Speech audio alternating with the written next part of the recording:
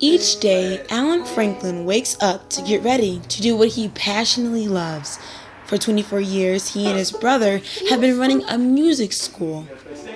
Yes! He's supportive, he's very knowledgeable. Yeah, he's a great teacher. He teaches us new things. A lovely, lovely guy. Wonderful guy. Couldn't have a better neighbor. He loves people, he teaches them, and even in worship, he's teaching. He's saying, hey, our God is great and he's here for you. Great teacher. He's also inspiring. He is a gifted teacher. He can walk into any situation and just put together a plan of teaching for a student or for a group of people in a way like no one else I have ever seen. And so I am in awe of his skill to do that. Yes.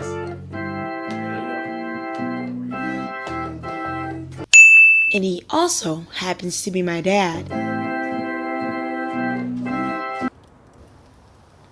I was able to take a closer look at how this business is run. Began in 1995 out of the basement of my home, and we had just a few students. That's how it all got started. I remember, Al, when we had very little business knowledge back then. We were in our 20s, and we had the phone line open. I remember the phone number. It was 708-757-play or something like that. Yeah, 758 play. Pretty much no marketing, no advertising. But the phone line was open and nobody was calling. We were like, why isn't the phone ringing? Somebody called us, like our mom, anybody, just give us a call, because we were open for business, but nobody was calling us. It started off as a musician's temp agency. So we were sending musicians out to various places to play. Our market was churches mostly, the Christian environment. And so as we advertised on the radio, Christian radio, we have musicians available for your church. Churches started calling us. We need somebody on Sunday morning. We were like, oh man, we're hiring people out for temp assignments, but they needed somebody for a permanent position to be their permanent keyboardist or guitarist or whatever. And so we were like, oh wow, we need to start training people. And be natural.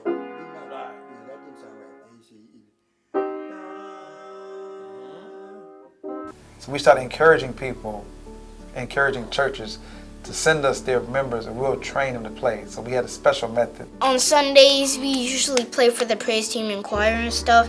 And like I said, it was this one Sunday where we had to play for the whole service. Well, 2 Sundays. It's nothing to be nervous about, just have fun with it.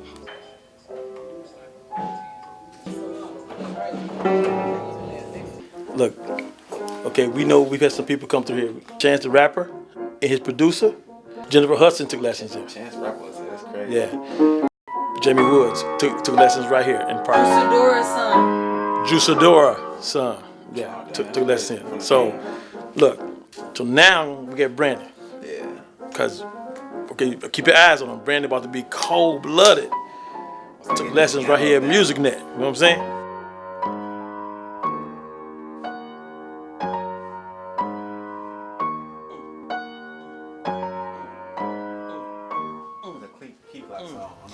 They even have students who have reached the idol stage. Amazing opportunity, and so when something like that happens and you're in the face of these icons, it's overwhelming. It's terrifying.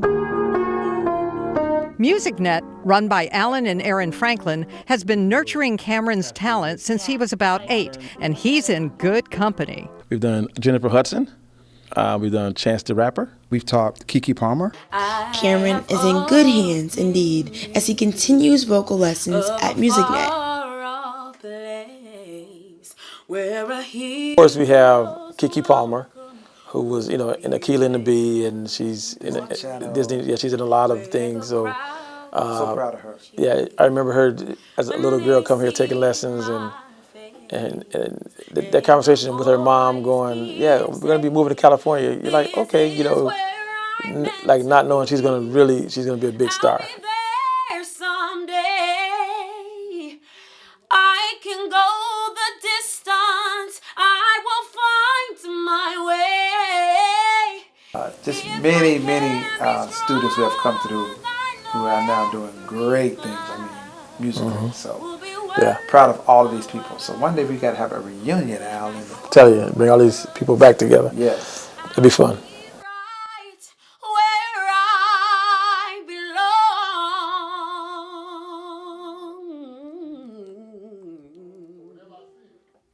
I mean, of course, it would come to my mind about what I would do as an adult every now and then, but I never even thought about opening a music school. And when they were about fourth grade, and I could tell they were very musical.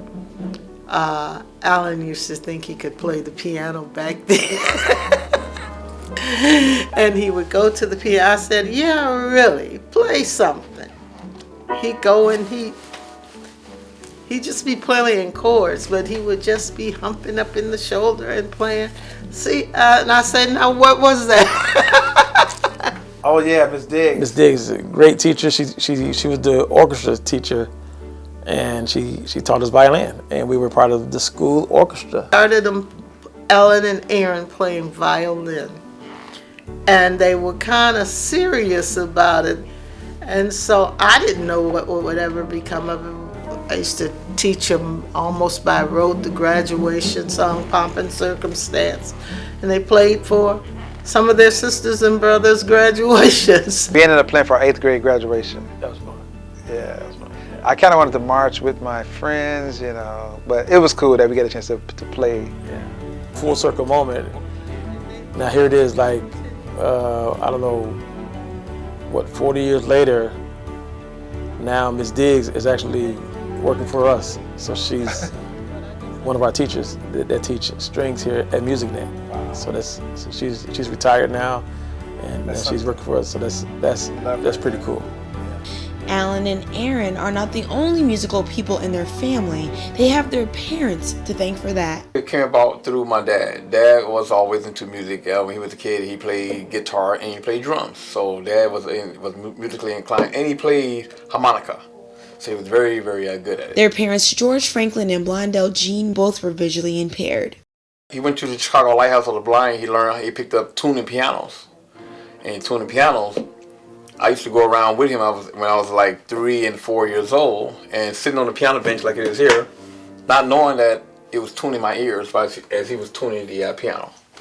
From there, their union began, and they brought up their children in the housing project of Cabrini Green and also pastored a church. Tough. It was rough. It was tough, and so, I mean, I got chased home many days, and how I became a fast runner. And where my dad, where we were all small, we were kids, and so some kids were being kind of mischievous. You know, he was blind, he couldn't see, so some kids would throw rocks at him. At my dad and at us, you know, so yeah, so, and we were light-skinned. I was considered as light-skinned, so they were, so I got ridiculed. My mom and my dad, they kept us grounded, and they kept us in the church. They said, you can be here in Cabrini Green as long as Cabrini Green doesn't get in you. So we were just kind of brought up different, right? Where their thinking was different, so we just weren't part of a lot of stuff. We were that family, you know. Mom and Dad had 12 children. And I'm number 7, I'm number 8. Yep. So, yeah, so many of us play or sang, and I just gravitated toward the bass, just kind of, and then Aaron gravitated towards the keyboard. After, I think the older ones started first, like myself and my older brothers. My oldest brother, he played the congos, and then I gravitated to the piano. And then the pastor, Ken, my next brother along, he gravitated to the guitar. So, and then by the time that your dad came along, Alan and Aaron, then we started getting to a point there where we started inspiring each other. So then they saw, hey, show me how to do this. So I would show him how to do it, and then pretty soon Aaron was playing, and so yeah. So Muzicnet came from a dream. Actually, I had a dream too, and so your dad had a dream. I had a dream once, and so we both talked about it. And Alan said, hey, man, I just had the same dream. But him and Aaron went into business doing this, the Muzicnet. So then I was kind of more of a silent partner.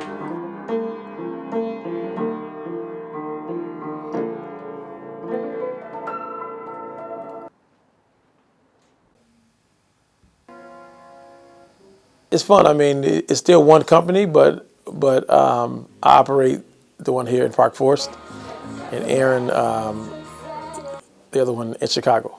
And yeah, so we try to have the same policies and procedures, and we have meetings where we have individual location meetings, but then there's times when all the teachers, there's about 30-something teachers here, Something like that. and we all come together and meet and have fun and do things as one big company. They are very passionate about what they do. They're very passionate about their Christian life and the way that comes off in their teaching. And it's just a fun environment to be around. Good. Do it again 3 times. Do it 3 more times. That's 5. That's 5. I knew half of the twins. I knew Alan Franklin, and we were going to the same church at the same time, Christian Life Center, and he tried many times to get me to come teach, and I was determined not to come and teach because I had taught before, and I didn't know how to break it down for the little kids. You know, I taught way up here, and they were way down there. And then I came in one year when he needed some help while he was going to be busy, and I just trailed him. I was in his back pocket. I copied everything he did, everything he said. What you say? How about that? Oh, you're doing great. You know, I would do everything that he did. And then I would do that with my students and just develop them from there. My favorite part is the older adults, people who, because of life, had to put music instruction off to the side as something that was maybe something they couldn't afford or something they didn't have time to do while they were raising their families. And so now they're doing it because they want to do it.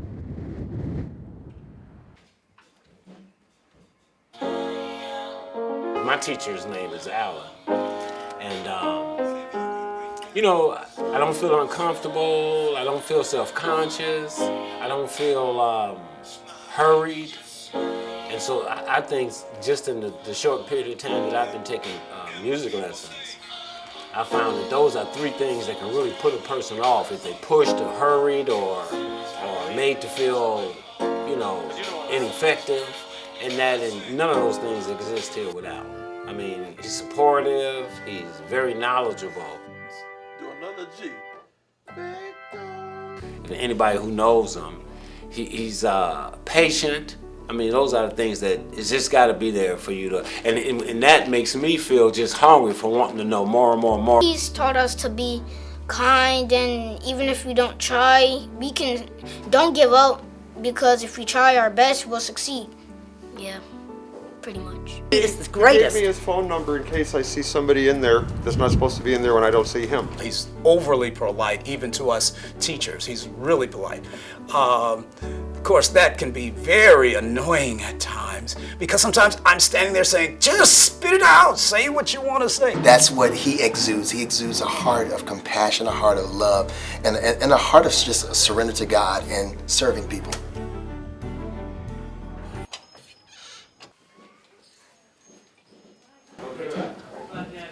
Mr. Franklin is always on the run. I gotta go. Okay, hang on 1 second. I can check for you, okay? I'll be right back. Hey, how old is your daughter?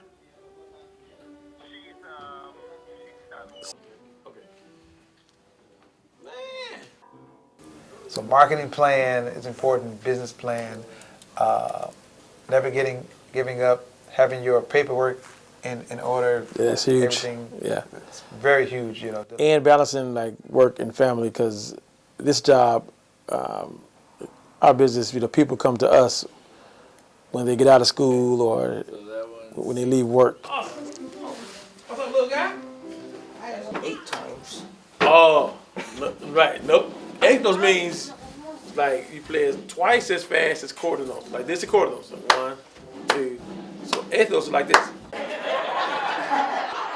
Alan doesn't just stop at Muzicnet. Another big commitment he holds is that of music director of his church, Christian Life Center. The annual recommitment to the worship team. So our the worship team at this church, we have 3 campuses. So all 3 campuses, the musicians, dancers, tech people, singers, spoken word artists, they all come together and we just have a recommitment to the team for another year. You know, we work weird hours, but it is a joy. I mean, we can set our own schedules. We can see our families. There's a joy in that. And then just being working in our passion. And I feel this is something that we left corporate America, both of us did. Yeah. And just to work in something that you love doing is incredible. For the future, Alan and Aaron hope to expand Muzicnet by opening more locations and reaching more students.